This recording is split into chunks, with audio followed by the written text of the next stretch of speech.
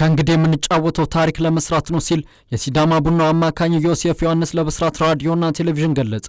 በ10ኛ ዓመት የተጫዋችነት ዘመኑ ላይ በአሳዳጊው ክለብ ሲዳማ ቡና ድንቅ ጊዜን እያሳለፈ የሚገኘው የአማካኝ ተከላካይ ስፍራ ተጫዋች ዮሴፍ ዮሐንስ ከብስራት ራዲዮና ቴሌቪዥን ጋር በነበረው ቆይታ ከእንግዲህ እግር ኳስን የሚጫወተው ለስሜትና ገንዘብ ለማግኘት ብቻ አይደለም፣ የሚጫወተው የምናገረውና የምጽፈው ታሪክ ባለቤት ለመሆን ነው ሲል በቀሪ እግር ኳስ ህይወቱ ይህንኑ ለማድረግ እየሰራ እንደሚገኝ ተናግሯል። የመሃል ሜዳው ደጀን ዮሴፍ ዮሐንስ ይናገራል። ዛሬ ላይ ለመድረስ ራሴን ለሙያው በማስገዛት ብዙ መስዋዕትነትን ከፍያለሁ፣ በዚህም ራሴና ቤተሰብን መምራት ችያለሁ የሚለው ዮሴፍ ለእግር ኳስ ተጫዋች ዋናው ነገር በቅድሚያ የኳስ ስሜትን ማርካት ነው፣ ሲቀጥል ኑሮ ማሸነፍ ነው። ይህን ማድረግ ችያለሁ። በቀሪ የእግር ኳስ ህይወቴ ደግሞ የምጽፈውና የምናገረው አዲስ ታሪክ እንዲኖረኝ እፈልጋለሁ ሲል በቀሪ ህይወቱ ማሳካት የሚፈልገውን እንዲህ ሲል ያብራራል። የአንድ እግር ኳስ ተጫዋች ትልቅ ግብ የሀገሪቱን ፕሪሚየር ሊግ ጨምሮ ሌሎች ዋንጫዎችን ማንሳትና በሀገሩ ብሔራዊ ቡድን መለያ በአፍሪካ እግር ኳስ ዋንጫ ውድድሮች ላይ መታየት ነው። በቀሪ ህይወቴ እነዚህና ሌሎች የግልና የቡድን ክብሮችን በማሳካት ወደፊት ለልጆቼ ለቤተሰቦቼና ለህዝብ የምናገረውና የምጽፈው ታሪክ እንዲኖረኝ እፈልጋለሁ።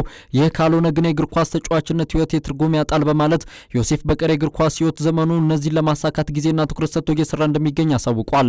የዘንድሮ ድንቅ አቋሙ ሚስጥር ቁጭትና ብሶት የወለደው ቁርጠኝነት እንደሆነ ሳይሸሽግ ለብስራት ራዲዮና ቴሌቪዥን ተናግሯል። ዮሴፍ ዮሐንስ ዘንድሮ ሲዳማ ቡና ሊጉን በ10 ነጥብ ልዩነት እንዲመራ ድርሻው የላቀ ነው። በአብዛኛው ጨዋታዎች ላይ በቋሚነት የቡድኑን የመከላከልና የማጥቃት ሚዛን ጠባቂ መሆን ችሏል።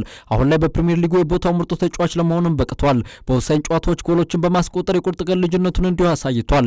በኢትዮጵያ ጥሎ ማለፍ ነጌሌ አርሲ ላይ ከረጅም ርቀት አክሮ መጥቶ ያስቆጠራት ድንቅ የማሸነፊያ ጎል ቡድኑን ለግማሽ ፍጻሜ ሲያበቃ እሱም ደግሞ የዕለቱ የጨዋታው ኮከብ ሽልማት አሸናፊ እንዲሆን አስችሎታል። እና ዘንድሮ ብዙዎች ዮሴፍ ዮሐንስ እያሳየ ለሚገኙ ድምቃትና ችሎታ አድናቆታቸውን እየለገሱት ይገኛሉ። ይሁን እንጂ በአሰልጣኙ ዮሐንስ ሳሌ እይታ ውስጥ ገብቶ ዋሊያዎቹን መቀላቀል ግን አልቻለም። ይህን አስመልክቶ ከብስራት ሬዲዮና ቲቪ ጥያቄ የቀረበለት ተጫዋቹ ግን መልሶ አስገራሚ ነበር።